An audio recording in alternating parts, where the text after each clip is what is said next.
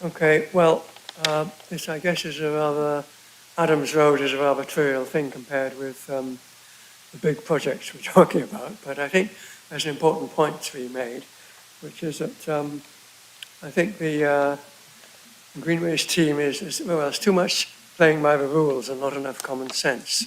And that perhaps if people thought about the proposals, they would come to different conclusions.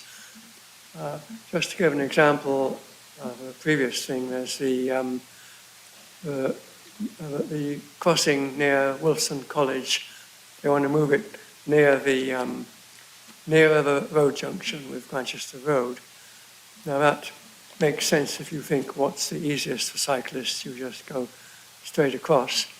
But actually what they propose makes things more dangerous. People who want to turn right, they go onto the pavement before the junction because they know it's much safer to do that. So that's just an example. They also want to move the traffic island. There seems to be a theory that, well, some reason for it. So, that makes Professor it more dangerous Joseph, you only have relatively limited time. I just maybe best to focus on Adams Road, which you want to ask about. I want to make the point that those things are more dangerous and they're not taking them into account. Well, for Adams Road, it's really that this is an important thing. This widening the footways, raised table, resurfacing in red asphalt to create a cycle street, softening the streetscape with rain gardens and so on. Well, I and my colleague who can't be here today were thinking this is ridiculous doing this because we cycle along Adams Road regularly. It's perfect as it is, except for getting onto Adams Road, which I agree might be a good thing, but it's really just a waste of money trying to replace it with sort of beautifying it, and it's not. The money could be much better spent elsewhere. And that's really the only point I want to make. Thank you very much, Chair.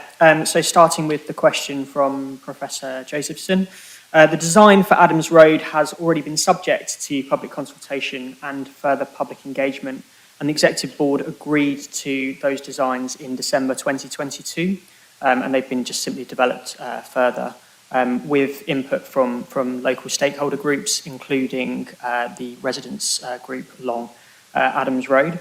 Our proposals to this street follow the road user hierarchy by creating more accessible footways for walking and wheeling, and they create priority for cyclists over motor vehicles whilst they use the street. In addition to this, we're proposing to reduce the parking along the street, which will increase the safety of the street for active travel users. This is a key connection that forms part of the Comberton Greenway, and it's seen as a vital project to encourage more active travel usage across the city. I do want to make sure that Professor Josephson has a full answer to his question.